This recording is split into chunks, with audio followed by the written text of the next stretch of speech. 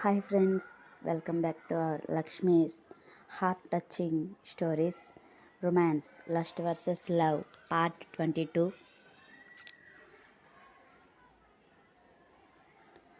హాసీ baby తను dinner cook చేయలేను అన్నది కదా, నేను బయటకు వెళ్ళి ఏదో ఒకటి దొరుకుతుందేమో తీసుకుని వస్తాను, అప్పటి వరకు మీరు లాక్ చేసుకుని భద్రంగా ఉండండి అంటూ బయట నుండి లాక్ చేసేసి ఇద్దరు ఆడపిల్లల సేఫ్టీ చూసుకుని సందీప్ ఇలా బయటకు వెళ్ళాడా లేదో కోపంగా భూమి మీదకు పోతుంది హాసిని. ఓయ్ భూమి, నువ్వు చేస్తుంది ఏంటి? అలా ఆఫీస్ నుండి చప్పా చేయకుండా వచ్చేస్తే నిన్ను మేము వెతుక్కుంటూ ఉండాలా? వచ్చేటప్పుడు చిన్న ఇన్ఫర్మేషన్ ఇచ్చి వస్తే నీ సొమ్ము ఏమైనా అరిగిపోతుందా కరిగిపోతుందా అని రావడంతోనే గట్టిగా అరిచేస్తుంది భూమి మీద. అబ్బా హాసి, ఏదో మైండ్ బాగోక అలా వచ్చేసానే, అయినా కాల్ చేయాల్సింది, ఐఆమ్ సారీ అని తన పని తాను చేస్తూనే అంటుంది భూమి. ఏంటే ఏమైంది? పోనీలే, వస్తే వచ్చేసావు, కానీ ఇవన్నీ ఎప్పుడు ఎందుకు నాశనం చేస్తున్నావు? బాగున్న డ్రెస్సులన్నీ తెచ్చి ఎందుకు ఇలా పాడు చేస్తున్నావు అని తాను చేస్తుంది ఏంటో అర్థం కాక చిరాగ్గా అడుగుతుంది హాసిని. ఏం లేదే, పాడు చేయడం లేదు, ఇవి కొంచెం నాకు నచ్చడం లేదు, అందుకనే కొత్తగా చేసుకుంటున్నాను అని చెప్పేసి చకచకా తన పని తాను చేసుకుని పోతుంటే భూమి అర్థం కాని ప్రవర్తనకు విసిగిపోయి తననే చూస్తూ కూర్చుంటుంది హాసిని.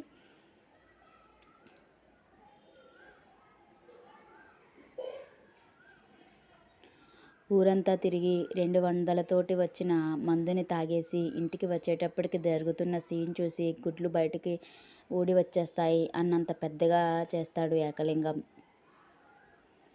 కాంతం బిర్యానీ లాగించేస్తుంటే ప్రియా స్టైల్గా బీర్ని సిప్ చేస్తూ లెగ్ పీసులు తింటుంటుంది. అయ్యో అయ్యో, ఎంత దారుణం, ఎంత అరాచకం! నా దగ్గరేమో డబ్బులు లేవని నా దగ్గర ఉన్న 5,000 కూడా పట్టేసుకున్నారు, ఇప్పుడేమో ఇలా బిర్యానీతో బీర్లు లెగ్ పీసులు తింటున్నారా? ఇది న్యాయం అంటూ వాళ్ళ ఎదురుగా కూర్చుని గగ్గోలు పెడతాడు లింగం. రేయ్ లింగం, ఎందుకురా అలా అరుస్తున్నావు? నీకు కూడా ఆకలి వేస్తే అదిగో నీకు సాంబార్ అన్నం కూడా తెప్పించాను, అది తిను, అంతేగాని మా అన్నం మీద పడి ఆడకు, చంపేస్తాను రోయ్ అని అంటూనే పెద్ద పెద్ద ముద్దలను తన బొగ్గల్లో కూరుకుంటుంది కాంతం. అక్క, ఇది అన్యాయమే, మీరేమో బిర్యానీ తింటున్నాకేమో సాంబార్ అన్నం పెడతారా? నేను ఒప్పుకోను, అయినా మీకు డబ్బులు ఇవ్వనప్పుడు ఈ బిర్యానీ ఎక్కడిది? ఇప్పటికిప్పుడు డబ్బులు ఎక్కడి నుండి వచ్చాయి నీకు చెప్పు అని కాంతాన్ని నిలదీసేస్తాడు. మామయ్య, నువ్వు నోరు మూసుకుని పెట్టింది తిన్నావా? సరే సరే, లేకపోతే బయటకు పోతావు నువ్వు నీ డిస్టర్బెన్స్ అని తిట్టుకుంటూ చేతిలో ఉన్న బీర్ మొత్తం తాగేసి లెగ్ పీస్ పీక్కుంటూ తూలుకుంటూ గదిలోకి పోతుంది ప్రియదర్శిని. అక్క, అన్యాయమే, అసలు ఇప్పటికిప్పుడు ఇన్ని డబ్బులు ఎలా వచ్చేసాయి? ఇల్లు కూడా చాలా శుభ్రంగా చేసేసారు, ఇదంతా మీరే చేశారా అని ఇంకా అనుమానం తీరక అడుగుతాడు ఏకలింగం. రేయ్, నీకెందుకురా పెట్టింది తినడం మానేసి ఈ పిచ్చి ప్రశ్నలన్నీ అడుగుతావు? తిను, నీకోసం బిర్యానీ అట్టే పెట్టాను కదా అంటుంది. అది కాదే అక్క, నీకు తెలుసు కదా, ఏదైనా విషయం గురించి విన్నాను అంటే అది పూర్తిగా తెలుసుకునే వరకు నిద్రపోనని, అందుకనే ఇప్పుడు నా కడుపులోకి బిర్యానీ వెళ్ళాలన్నా అది తిన్నందుకు తృప్తిగా పడుకోవాలి అన్నా కూడా అసలు ఇక్కడ ఏం జరుగుతుందో నువ్వు చెప్పాలి, చెప్పి తీరాలి అంటూ పెదరాయుడు లెవెల్లో అంటాడు. పెద్ద నసిగడిలా తయారయ్యావురా అని లింగానికి ఒక్కటేసి, నీకు కొత్త బావని వెతికాను, అందుకనే ఇవన్నీ అతడే తెచ్చి ఇచ్చాడు, నోరు మూసుకుని తిని ఇవన్నీ కూడా సర్దేసి పోయి పడుకోపో అంటూ చేతివేళ్ళు కూడా కడుక్కోనవసరం లేనంత శుభ్రంగా నాకేసి చక్కా ప్రియా పడుకున్న రూంలోకి వెళ్ళిపోతున్న తన అక్కను చూసి లింగానికి నోట మాట రాదు. సరిగ్గా సమయం 9 అవుతుంది అనగా వర్క్ మొత్తం కంప్లీట్ చేసుకున్న విరాట్ నేరుగా తను ఎప్పుడు వెళ్ళే పబ్కి వెళ్ళి 2 ఫుల్లు లేపేసి, ఆ రోజు బాడీకి స్వర్గం అవసరం లేదు, చక్కగా ఇంటికి పోయి నిద్రపో, అదే నాకు చాలు అని చెప్పినట్టుగా తూలుకుంటూ కార్ డ్రైవ్ చేసుకుని ఇంటికి వచ్చి బెడ్ మీద పడిపోతాడు. అంత మత్తులో కూడా భూమిని మాటలు అనడం, అప్పుడు భూమి కళ్ళు నీళ్లతో తన వంక కోపం ఇంకా నిస్సహాయంగా చూసిన చూపులు గుర్తొచ్చి విసుగ్గా అటు ఇటు మిసులుతూ, ఎందుకే నీకంత టెక్కు, నీకు సెల్ఫ్ రెస్పెక్ట్ ఉంటే ఉండొచ్చు గానీ వాడి ముందు ఎందుకే అలా షో అప్ చేశావు? అమ్మం అవును, నువ్వు కావాలని చేయలేదు. అది నాకు అర్థమవుతుంది. కాకపోతే నాకు నువ్వు వాడి ముందు అలా ఉండడం, వాడు నిన్ను చూడడం నాకెందుకో నచ్చలేదు. నువ్వు నా దగ్గర ఎలా మాటలు కోతలు కోస్తావో అందరి దగ్గర కూడా అలానే ఉండాలి. ఉండి తీరాలి. నువ్వు ఎవరికీ అలా కనిపిస్తే ఊరుకోను. చంపేస్తానే, నిన్ను చంపేస్తానే అంటూ మత్తుగా మూలుగుతూ పూర్తిగా నిద్రలోకి జారిపోతాడు విరాట్.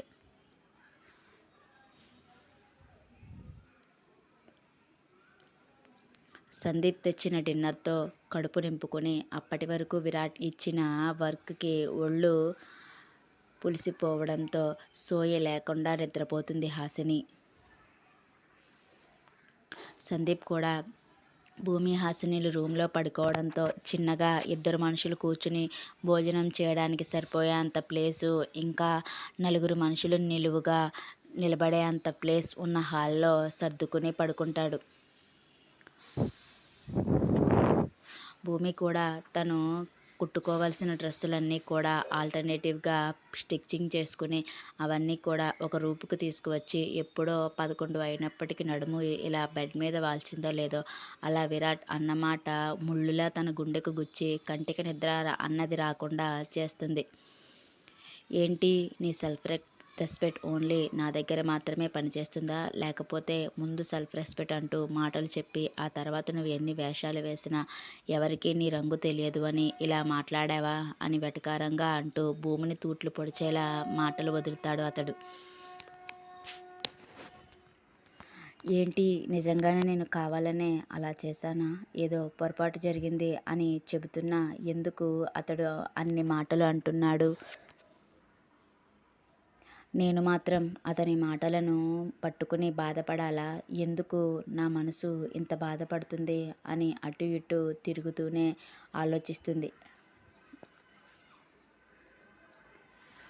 ఆలోచనలు నెమ్మదిగా తన గతం వైపుకు కూడా మళ్ళడం. ముందుగా తన తల్లి చనిపోవడం, ఆ తర్వాత తండ్రి పట్టించుకుపోవడం, నెమ్మదిగా కాంతం చేతిలో తన జీవితం నాశనం అవ్వబోయేంత వరకు వెళ్ళడం.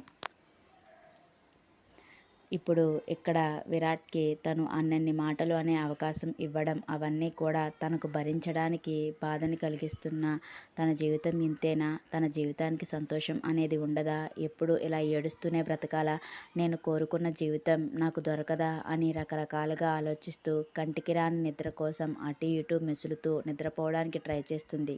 కానీ అప్పటి వరకు అలసిపోయిన కంటికి నిద్ర అన్నది పడుతుందన్న టైంకి విరాట్ మాటల వల్ల ఉన్న నిద్ర కూడా పోయి పడుకున్న హాసినిని డిస్టర్బ్ చేయలేక హాల్లోకి వచ్చి నిద్రపోతున్న సందీప్ని చూసి ఇప్పుడు తను అటు ఇటు తిరిగితే సందీప్కి ఖచ్చితంగా మెలకువ వచ్చేస్తుందని కష్టంగా బెడ్ మీద అటు ఇటు తిరుగుతూ ఎప్పుడుకో తెల్లవారుజామున నిద్రపోతుంది భూమి. అటు సందీప్ కూడా అమ్మాయిలిద్దరూ కూడా రూమ్లో పడుకున్నారు అని అతను అలర్ట్గా ఉండాలని పూర్తిగా నిద్రపోకుండా అటు ఇటు గమనించుకుంటున్నప్పుడే భూమి బయటకు రావడం, తనను చూసి వెళ్ళిపోవడం చూసి ఇద్దరు అమ్మాయిలు ఉన్న రూమ్లో తను ఉండడం తప్పు అనుకుంటూ అలానే వాళ్ళని ఇద్దరిని వదిలేసి వెళ్ళలేక నడిరాత్రి వరకు ఆలోచనలో పడి ఏదో నిర్ణయం తీసుకున్న వాడిలా అప్పుడు ప్రశాంతంగా నిద్రపోతాడు. నువ్వు ఏడుస్తున్నా, నవ్వుతున్నా, లేకపోతే నీ కష్టాల కడలి నిన్ను ముంచెత్తడానికి సిద్ధంగా ఉన్నా కూడా నేను నా పని చేసుకుపోతా అన్నట్టు సూర్యబాబాయ్ తన పని తాను చేసుకుపోవాలి కదా అన్నట్టుగా ఆ రాత్రి అందరికీ భారంగా కష్టంగా గడిచినా కూడా తను తెల్లవారుజామునే చందమామని తన ఇంటికి పంపించేసి తన డ్యూటీ ఎక్కడానికి రెడీగా వచ్చేస్తాడు. నువ్వేం వచ్చే వరకు ఆగను, నేను నీకన్నా ముందు లేస్తాను అన్నట్టుగా భూమి సూర్యభగవానుడు రాకముందే లేచేసి తన పనిలో తాను పడిపోయి అంతకన్నా ముందు తన కోసమే ఏర్పరచుకున్న చిన్న రాముడు సీత విగ్రహం కబోర్డ్లో పెట్టుకుని వాళ్ళ ఎదురుగా దీపం వెలిగించి చిన్న బెల్లం ముక్క నైవేద్యం పెట్టి మనస్ఫూర్తిగా దండం పెట్టుకుంటుంది. స్వామి, నా జీవితంలో ఏం జరుగుతుందో నాకే అర్థం కాకుండా ఉంది. ఇన్ని సమస్యలు ఎదుర్కొన్న వాటన్నిటినీ తట్టుకుని నిలబడే శక్తి ఇస్తున్నావు. అలానే ఇప్పుడు కూడా అలానే ఇచ్చి నేను ధైర్యంగా నిలబడగలిగేలా చేయి. నా కాళ్ళ మీద నేను నిలబడి ఎవరితోనూ వేలెత్తి చూపించకుండా ఉండేలా చూడు స్వామి అని మనస్ఫూర్తిగా దండం పెట్టుకుంటుంది. ఇక అప్పటినుంచి తన ఉరుకులు పరుగులు మొదలు. ఒక పక్క టిఫిన్‌కి ప్రిపేర్ చేస్తూనే మరొక పక్క లంచ్‌కి ఏర్పాట్లు కూడా చేసి, నిమ్మకాయ పులిహోర చేసి టిఫిన్‌లో సాంబార్ ఇడ్లీ పెడుతుంది. బద్ధకంగా నిద్రలేచిన సందీప్, హాసినిలు కూడా తన డైలీ రొటీన్‌లో పడి వింతగా కనిపిస్తున్న భూమి అవతారాన్ని కళ్ళు ఇంతింత చేసుకుని చూస్తుంది హాసిని.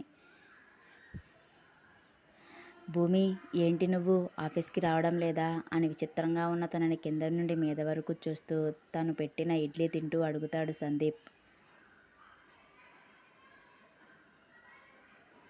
ఏం సందీప్ అలా అడుగుతున్నావ్? ఆఫీస్‌కి వద్దామనే కదా మీ ఇద్దరికన్నా తొందరగా టిఫిన్ ఇంకా లంచ్ చేస్తున్నాను అని నవ్వుతూ అంటూ తను అప్పటికే టిఫిన్ తినేయడంతో మిగిలిన సాంబార్ సాయంత్రానికి పనికి వస్తుందని హాట్ బాక్స్‌లో వేసి పక్కన పెట్టి కిచెన్ కట్ మొత్తం కూడా క్లీన్ చేసేసి ఆఫీస్‌కి సిద్ధమైపోతుంది.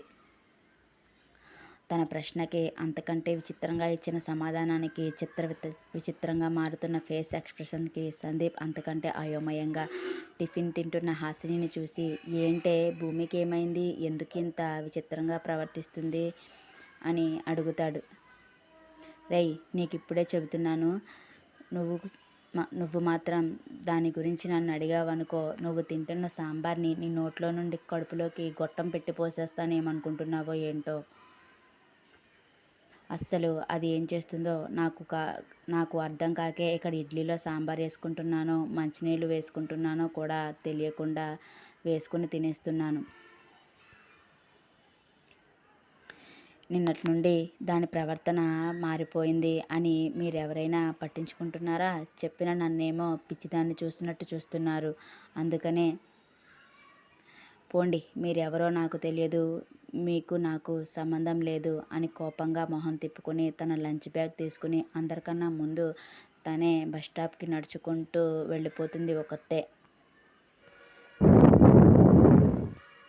కన్ఫర్మ్ వీళ్ళకి హైదరాబాద్ దాటి బెంగుళూరు వచ్చిన తర్వాత ఈ బెంగుళూరు నీళ్ళు ఏమైనా తేడా చేశాయేమో, కొన్ని రోజులకు వీళ్ళిద్దరినీ వైజాగ్ తీసుకెళ్ళి పడేయాలో ఏంటో అని వింతగా అనుకుంటూ అప్పటికే భూమి తన కోసమే ఎదురు చూస్తూ నిలబడడంతో తనతో మాట్లాడుతూ వెళ్ళి బస్సు వచ్చే టయానికి బస్టాప్ చేరుకుంటారు.